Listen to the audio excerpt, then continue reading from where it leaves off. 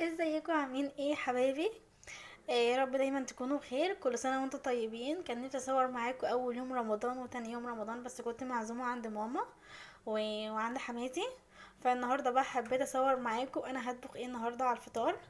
يا رب الاكله تعجبكم وعايزاكم تكتبوا لي في الكومنتات كلكم هتفطروا ايه النهارده، عشان لو كده اخد منكم افكار اطبخ ايه، لان أنا محتاره جدا.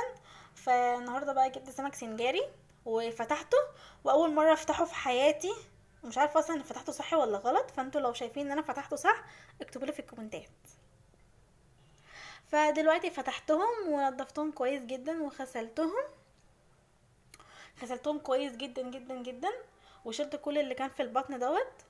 طبعا اللي انتوا شايفينه ده البطاريق بتاعتها، فانا بعشقها جدا. فيلا بينا بقى عشان نعمل التتبيله.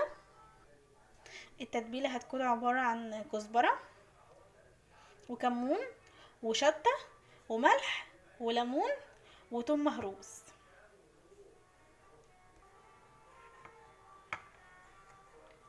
اول حاجه هنزل بمعلقه كزبره، كل حاجه معلقه صغيره، وشطه. الشطه دي اختياري زي ما انت عايزه.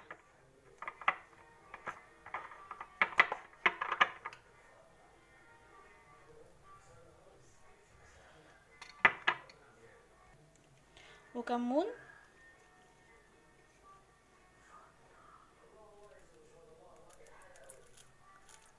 الكمون معلقه كبيره،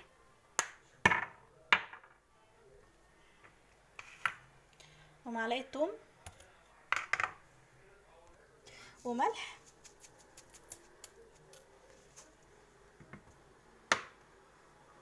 وبعد كده ليمونه.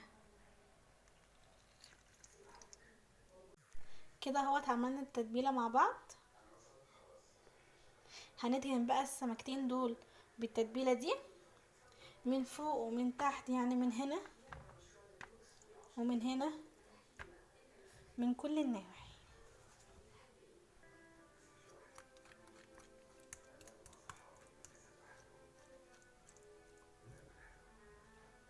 اهو خلاص حطيت التتبيله اللي احنا عملناها مع بعض من فوق ومن تحت ومن كل حته، غرقتها بالتتبيله. تاني بقى خطوه معايا بعد ما تبلنا السمك كويس جدا، معايا هنا صينيه ومعايا ورقه فويل هحطها، وبعد كده هرش ايه، رشه زيت. خلاص رشيت رشه زيت،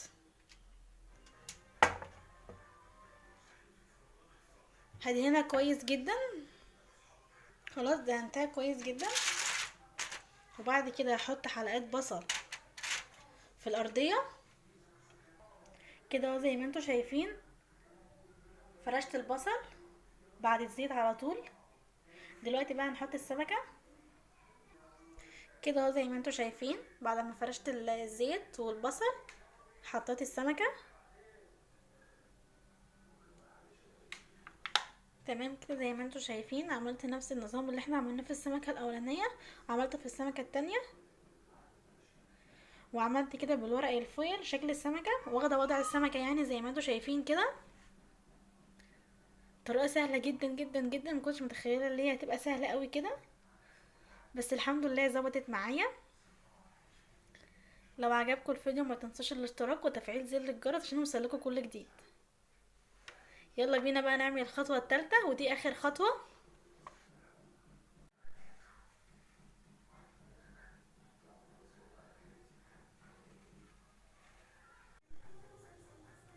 بصوا بقى الخطوه الثالثه اللي احنا هنعملها مع بعض.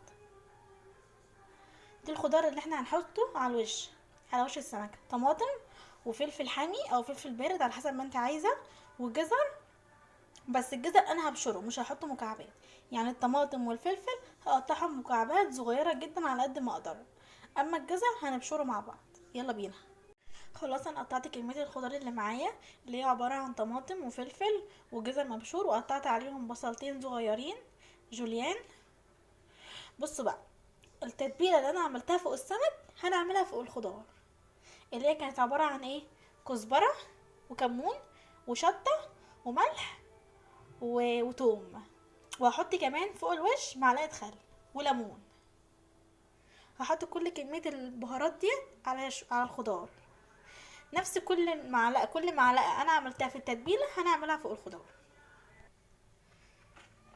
معلقه كزبره، نص معلقه توم، شويه ملح،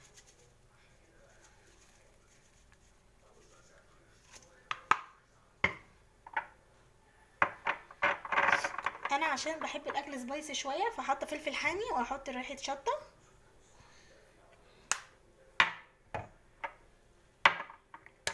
وشويه كمون،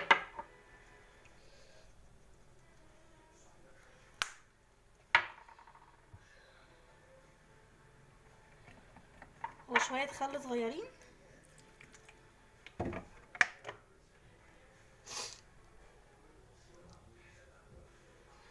وليمونه.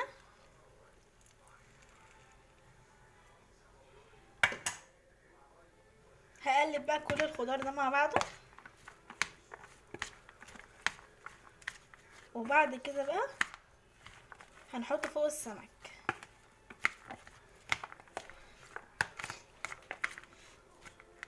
يلا بينا عشان نحط فوق السمك. هظبطه بقى فوق السمك زي ما انتوا شايفين. خلاص رصيت كميه الخضار اللي احنا عملناها مع بعض فوق السمك زي ما انتوا شايفين كده. بجد بجد بجد انا مبسوطه جدا ان هو طلع معايا بالحلاوه دي. جربوه مش هتندموا خالص خالص خالص، طريقه سهله جدا وباذن الله هتعجبكم. زي ما انتوا شايفين كده والله العظيم زي اللي بجيبه من بره واحلى كمان. هرش بقى رشه زيت. خلاص رشيت رشه زيت عشان يديله لمعه حلوه زي ما انتوا شايفين كده. يلا بينا بقى ندخله في الفرن ونشوفه بعد ما يخرج. اهم حاجه ما تنسوش اللايك والاشتراك وتفعيل زر الجرس عشان يوصلكوا كل جديد، وتقولوا له رايكم. بحبكم جدا. خلاص طلعتها من الفرن اهو زي ما انتوا شايفين، ومش قادره اوصف لكم على الريحه جامده جدا، وزي ما انتوا شايفين الشكل ودايبه دوب.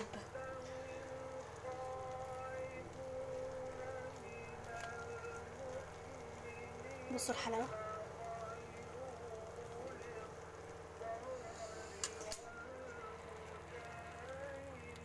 الريحه جامده.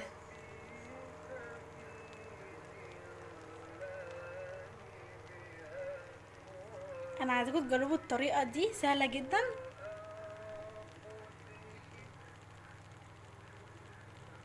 اهم حاجه ما تنسوش اللايك.